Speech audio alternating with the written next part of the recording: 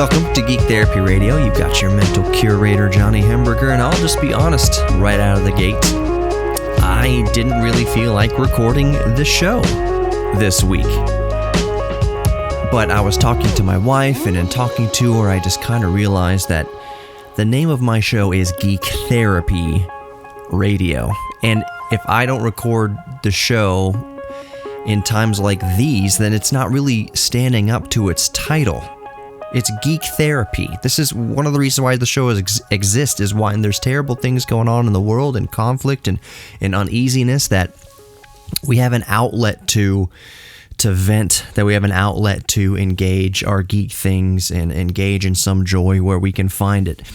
And that's what Geek Therapy Radio is all about.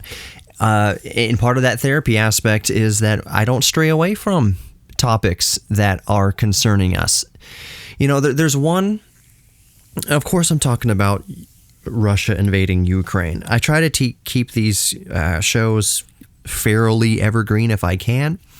For instance, I don't talk all the time about coronavirus. I don't talk all the time about coronavirus or Delta or Omicron or any of the variants. I try not to do that because I want people to go back, when they go back to listen to these episodes, not to be reminded of, oh, that terrible, stupid thing was going on at that moment. But there are certain events that it's okay not to have an evergreen show. As of recording, it's been 48 hours or so since Russia has illegally invaded the Ukraine, and it's understandably has a lot of people. I hesitate to even say this because it doesn't even cover the gamut of reaction in reality of what's going on, especially for people in Ukraine dealing with it personally. The heartbreaking stories coming out of Ukraine, but also, I'll say it also, the encouraging stories coming out of Ukraine. Ukraine is showing the world what courage is. We haven't seen anything like this in recent memory. As far as in the European theater, we haven't seen anything like this. War has been continually waged in the Middle East. War has been continually waged in Africa. There are factions fighting each other in South America. El Salvador only recently has become more stable than it was over the past 30 years. There's conflict everywhere. The most recent conflict right now is Ukraine. And the courage that's being shown in Ukraine, this is really weeding out the patriots in our country, in the United States, from the frauds. Basically, it's really weird what's happening. And I'm not calling out anybody out specifically. I mentioned on my Twitter that through this conflict, one of the side effects that's going to occur is that a lot of people listening to this radio show and a lot of people listening to radio and watching TV in general, a lot of the personalities you enjoyed over the years are going to be revealing themselves as frauds and anti-patriots. That's just the reality of what's going to happen. You're going to be cruising through your Twitter feed, you're going to be listening to your radio, you're going to be watching TV, and a lot of these personalities you liked over the years are really going to go down with the ship, towing the line, preaching their division and really anti-patriotic tripe. That's what it's really going to turn into. You're going to realize that as you listen to this person doesn't actually have my best interest. This person actually is not a patriot at all. They don't stand for freedom. They stand for division. They're lining their coffers. They're getting rich by sowing division in this country. Just look at their Twitter feeds, listen to their radio shows, listen to their TV programs. The frauds, they will be revealed. And I don't want to make this segment about that, but I just want to let you know that if you feel like that, if there's somebody you're listening to or watching that just kind of like, whoa, this guy is, or girl is a complete fraud. They have used patriotism as a tool to hijack our mentality and get our money. That's basically what's been happening for the last several years, and more so. I know it. I've spent 12 years in this industry. I've seen it. I've seen the selling out. I've seen the frauds gain bigger and bigger audiences. I know how this machine works, and I know that I will never, ever be successful on this format if I don't toe the line, and because I don't toe the line. I know that for a fact. I am not going to get the sponsorships. I am not going to get the listener base. I am not going to get the attention because I'm out here lone wolf on the weekend calling out frauds. Not specifically, because I can't do that. And there's still a small chance that hopefully it won't happen, that hopefully there'll be a change in tune. But I'm just saying, if you are listening to the radio or watching TV and these personalities that you used to really care about, it's becoming more and more evident that they've basically hijacked your ideals over the past several years, and they are actually not patriots. They actually do not stand with the common man. They actually do not stand for the cause of freedom, that all they do is line their coffers by sowing division and turning us against them, turning neighbors on neighbors. The most egregious things I've seen on Twitter, and I gotta stop doom scrolling, one of the most egregious things I've seen on Twitter is using the Ukrainian-Russian war to stir division. Basically saying that, hey, your neighbor who voted for Biden, your liberal neighbor, is why Ukrainians are dying. That type of evil is gut-wrenching to see. Those are the frauds. Those are the frauds. More Geek Therapy Radio. Don't go anywhere.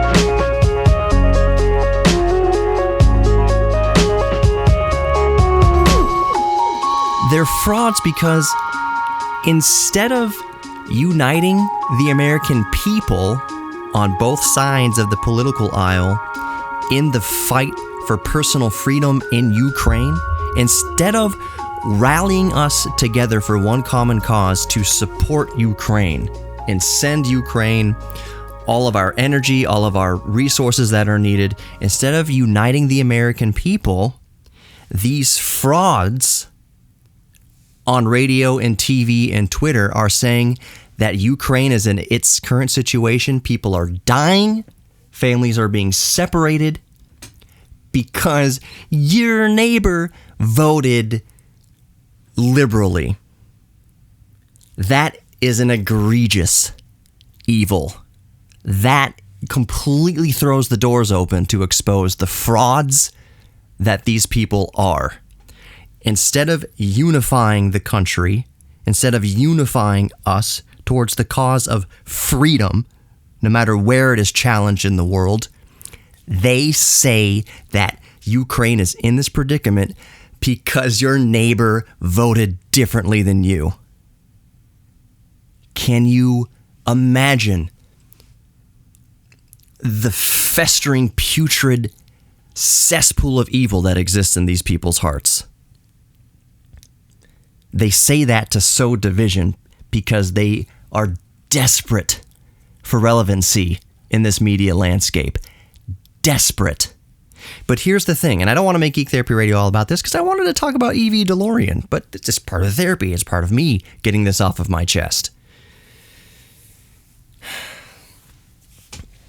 Here, these people saying this, your favorite radio host, your favorite TV host, your favorite celebrities, whatever, your favorite Twitter people,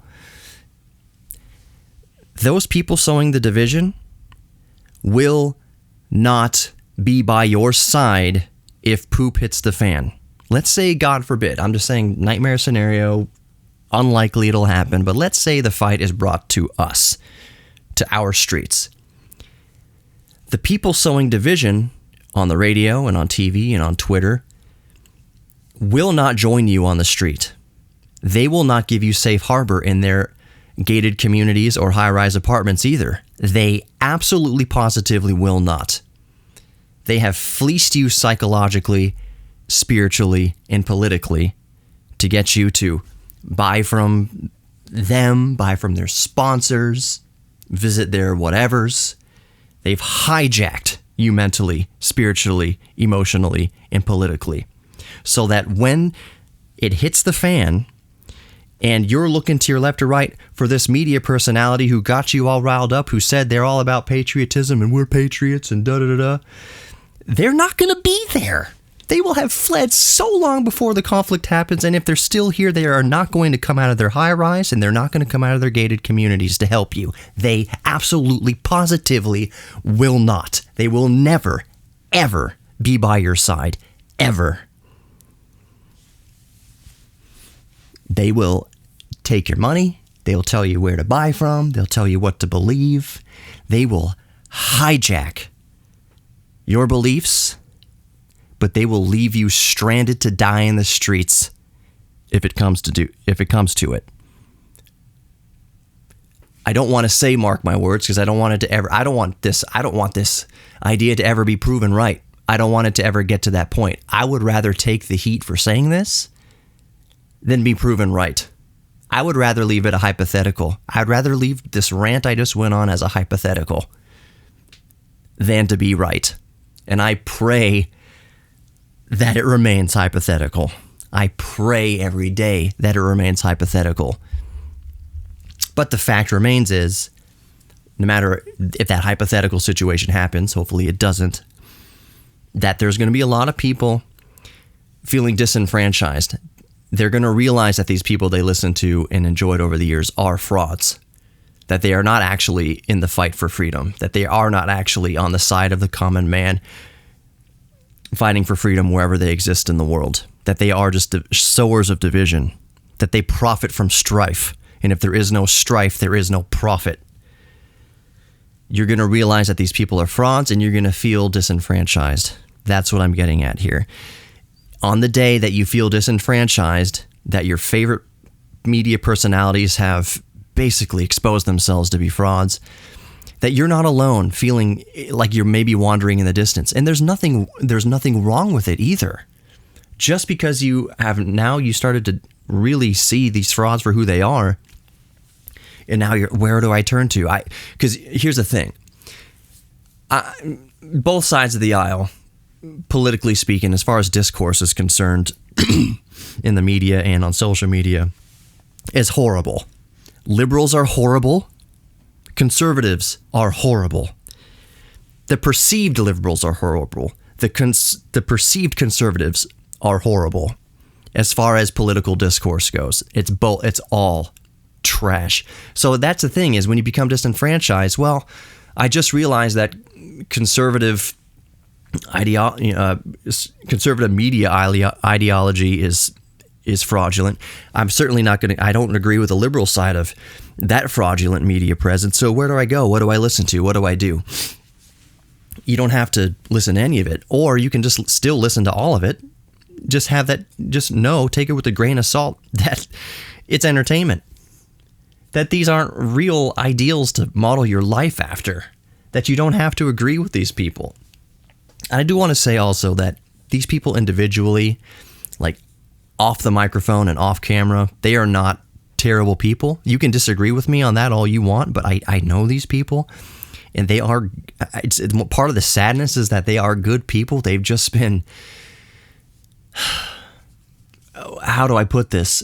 They've been, in some cases, suckered into selling out, suckered into towing the line, because there's nowhere to go. There's no, in a lot of cases, there's no skill they have outside of being a division sower on a microphone. Like, what are they going to do? What are these people going to do if they have no more TV show, if they have no more radio show? What are they going to do? They have no option. This is what they're good at. They're very, very good at being pithy and divisive.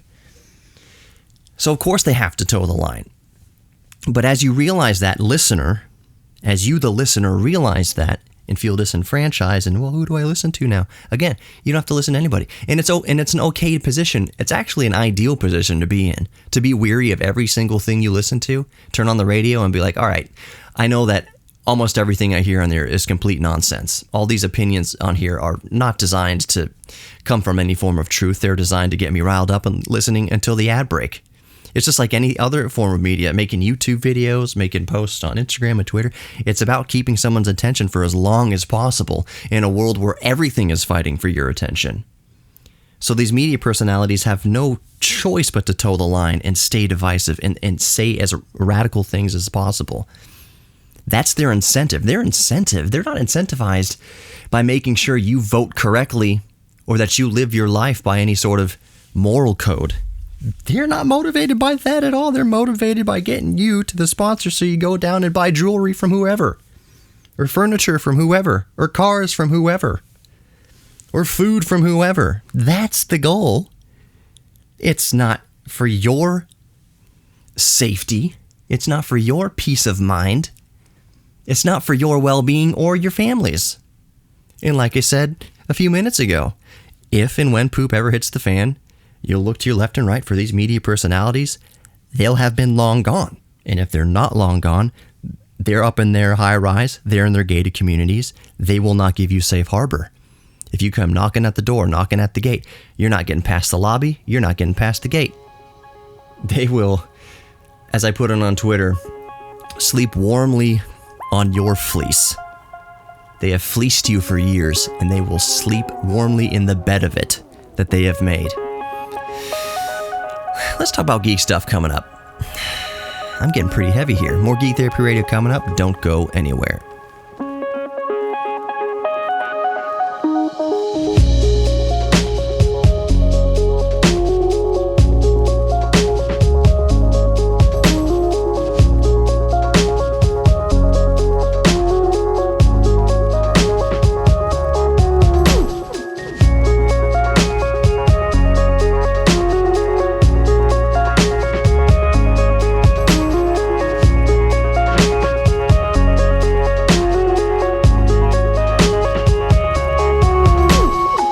Welcome back to Geek Therapy Radio. You've got your mental curator, Johnny Hemberger. If that last segment wasn't the nail in my radio coffin, at least in this market, for this company, I don't know what is. We'll see if anybody's listening. But it's all true, and it's freedom of speech. Hey, you know what? You've heard it on this station and sister stations many times. It's about freedom of speech. We've been complaining about Facebook coming down on freedom of speech, complain about YouTube coming down on freedom of speech, about the Twitter police and banning you and shadow bans and closing accounts and deleting accounts because it's imposing on freedom of speech. It's imposing on freedom of speech. January 6th. If I go off the air, how would you feel about that freedom of speech idea? Am I not free to voice my opinions on this corporate-owned media outlet? Am I expected to toe the line or else? We'll see. We'll see how long I stay on the radio. I would hope, though. See, here's the thing. But I know everybody at this station. Right now, I'm broadcasting on KPRC 950 AM. I know the higher-ups. I know my co-hosts. I know kind of the core belief at this station at 950 KPRC is that even if you're saying something that is highly disagreeable, that overall freedom of speech is what matters most, and my show wouldn't be on the chopping block for going for the throats of other media types. But we'll see. I'm ethically speaking and theoretically speaking, like I said at the beginning of the segment, we've heard about this argument of freedom of speech and all the discourse that's happened because certain presidents have been banned from Twitter and certain presidents want to start their own social media networks that don't work. By the way, it turns out it's hard to start a social media network. But the whole freedom of speech, I can't say what I want to say on YouTube. I can't say what I want to say on Twitter. I can't say what I want to say on Facebook. It's all censorship. It's all imposing on my freedom of speech. If what I said anywhere in this radio show offended you, do you want me off the air? And if you do, would you at least have to swallow your pride that you don't actually believe in the First Amendment, that you don't actually believe in freedom of speech, if I'm not allowed to speak what I want to speak on this radio station? If you think that I should be taken off the air for maybe calling out your hijacked ideology, would you at least accept that you don't care about the First Amendment either? That's a hypothetical question, but I pose that to anybody. I mean, liberal listeners, conservative listeners, anything like that. We all say that, well, it's all about freedom of speech, but we can't wait to freaking cancel each other over what disagreement of opinions. Oh, golly, the media is such horse crap. Such horse crap. So can we talk about geek things now? Can we lighten it up a little bit? I feel very therapeutic that I got a lot of this off my chest. And I needed to do that because I need to just get off Twitter for a while and Facebook for a while and stop kind of engaging in this terrible, putrid rabbit hole of political discourse. It's yeah. Y'all know my heart. So I saw something mentioned on Twitter, of course, recently about someone saying the reason why they hate the retro gaming community is like, this is why I hate the retro gaming community. It's because some tweet towards the flash cartridge creator named Crix out of the Ukraine.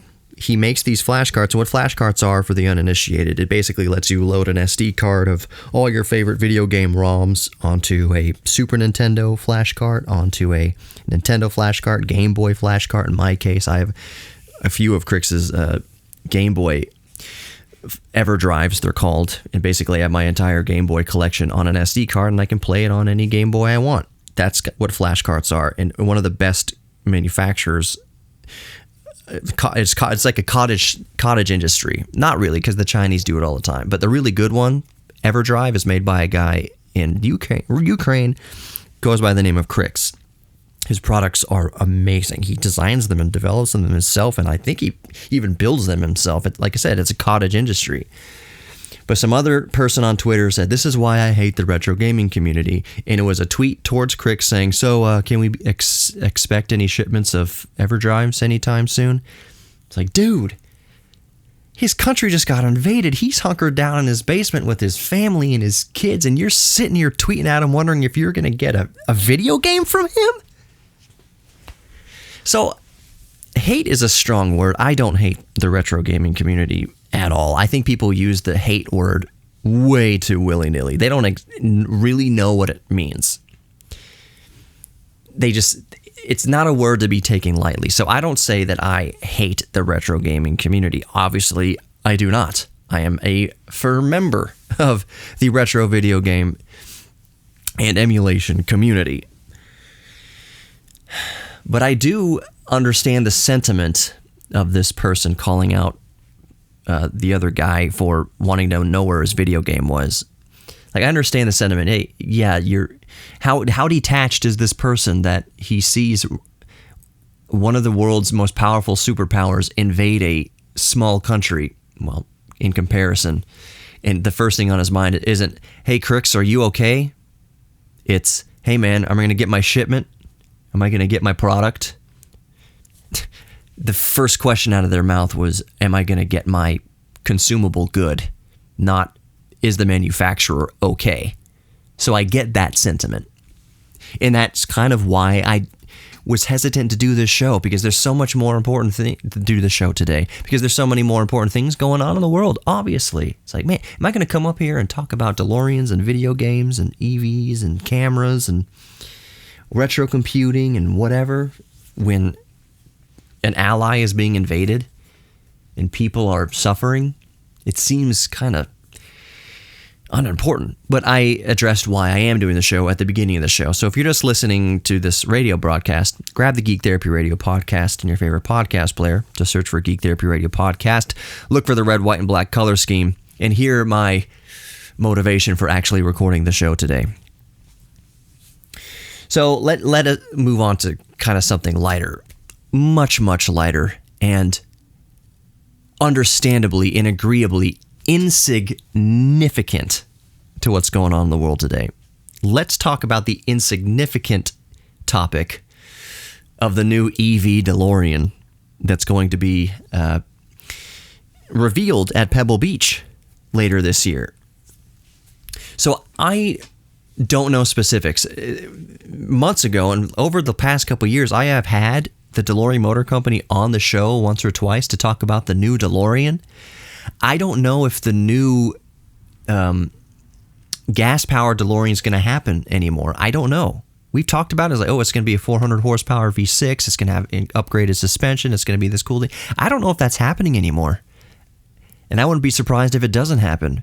What we are confirmed in is that the new Delorean, completely new from the ground up, no parts from the old DeLorean, is going to be an EV, that the Delorean Motor Company is for a fact going to be resurrected as an electric vehicle company. And that first EV is going to be, sports car is going to be revealed at Pebble Beach, which is awesome. I have several dream cars. I used to think, and to a degree I still do, I own my dream car. I have a 1983 DeLorean, but my other dream car was a Audi R8, like a 2008 through 2012-ish or whatever, first generation, maybe second generation, Audi R8, 6-speed manual transmission, six speeds, 3 pedals as God intended. But now I'm thinking about my garage. I'm thinking about Lauren the DeLorean, on the right side of the garage, my 1983 DeLorean, and I'm thinking on the left, how awesome would it be to have the EV DeLorean? How awesome would it be to have 2 cars in the garage, one EV DeLorean and one original, completely unmodified stock DeLorean? But that got me thinking, and I got into a discussion with my nephew the other day, Spencer, who I've had on the show in the past and I'll have on the show in the future. I said, how much do you think the new EV DeLorean is going to cost?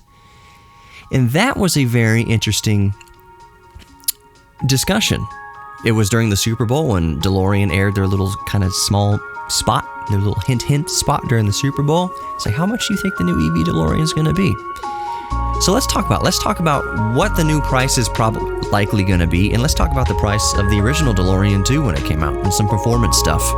More Geek Therapy Radio coming up. Don't go anywhere.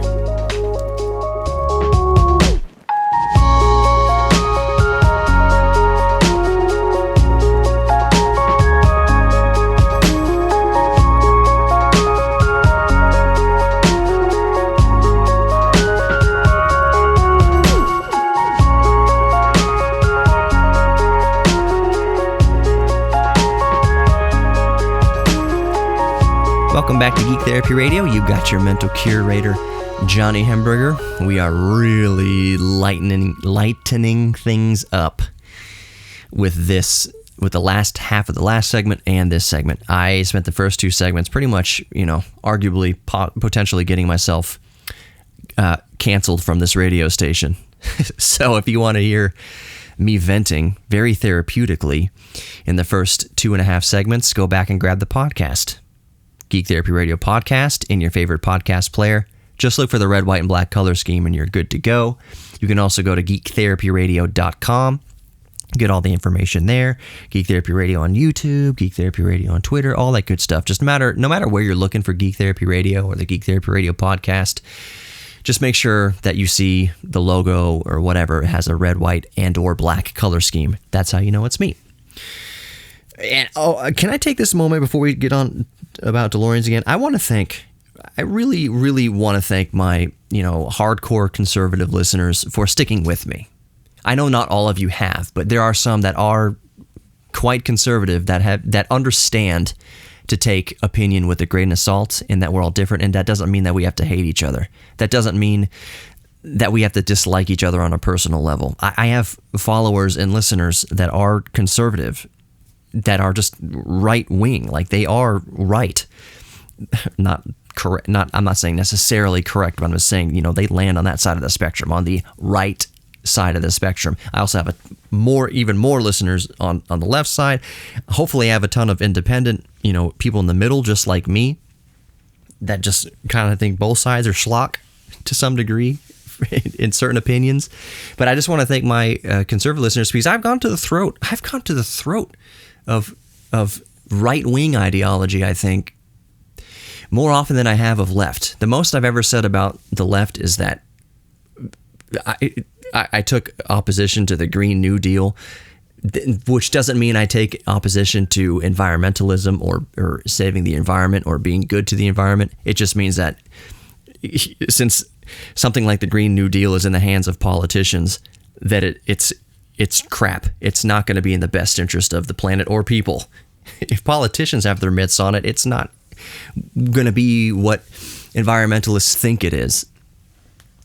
So that's the issue I've taken on the liberal side of things, and I've more recently taken issue with things on the conservative side of the spectrum. So I want to thank my conservative listeners who have stuck with me and who just understand that we have differing opinions, but that the whole motto of the show is that we're all geeks about something, and that is the common bond we have. So that no matter where we line up politically, we all love Star Wars and comic books and computers and video games and classic cars and audio stuff and cameras and monitors and art and music.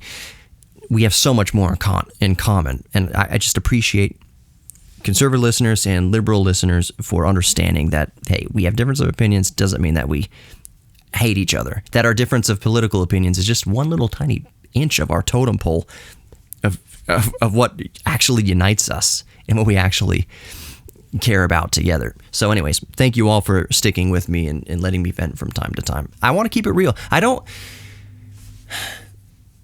think so. There's a phrase that gets tossed around a lot: stay in your lane. I understand why big giant media groups, like more independent media groups, I'll use like MKBHD or Linus Tech Tips, for example.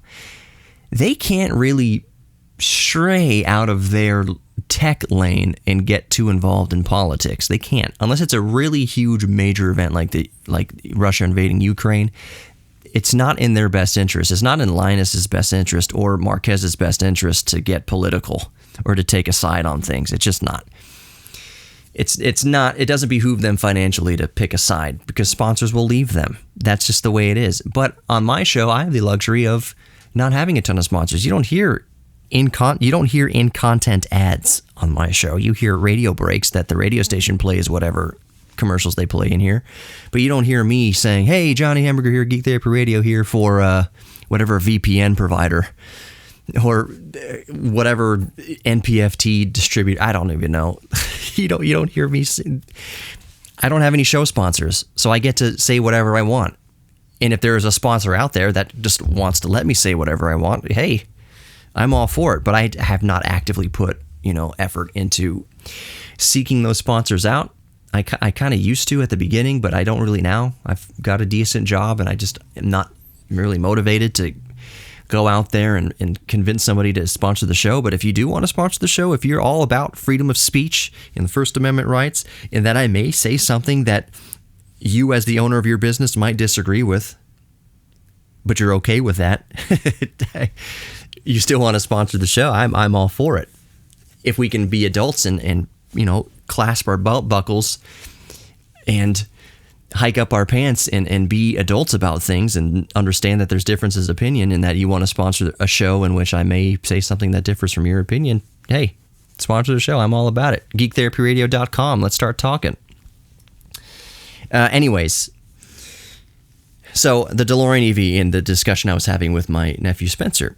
So the little snippet played on the Super Bowl. I watched a little snippet ad all over the internet of the dreams. What is it? Dreams were never guaranteed or something like that, hinting at the new EV DeLorean that we know definitely is confirmed will be revealed at the upcoming Pebble Beach. I said, Spencer, how much do you think that car is going to be?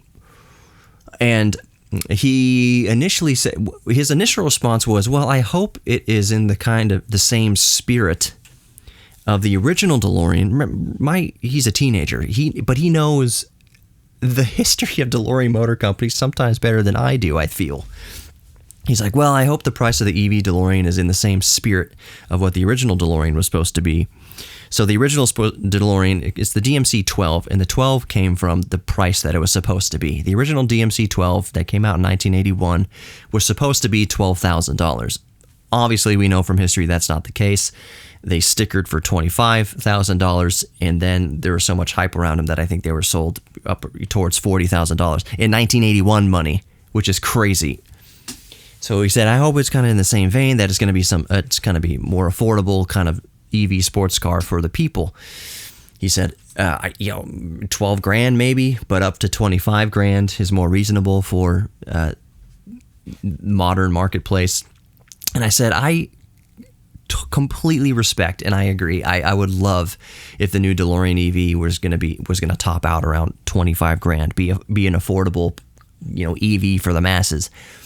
But I said, it's just my opinion that it's probably going to start at $125,000. And my reasoning was that this isn't a huge manufacturer like Ford or Tesla that can pump out thousands of these things. This is a niche, I use the word again, cottage industry, where they're going to be pumping out a few dozen maybe at a time, a handful at a time. And there's going to be people willing to pay any amount of money for these very rare, low production vehicles from a very hype company. So I think it's going to start at $125,000, and I think it's going to be the same kind of thing that we saw with the C8 Corvette, in that it's going to sticker, this Corvette, $60,000. You are not ever going to find a Corvette anytime soon for sticker price of $60,000. So when the new EV comes out, DeLorean EV comes out, starting at $125,000 is my guess, if not $150,000. I think people are going to be paying $150,000, $175,000, possibly $200,000 for the new DeLorean EV. But the official sticker price, probably around $120,000. Anyways, you are worthy of love, of giving love, receiving love, and you are worthy of your own self-respect. Thanks for listening. See you next time.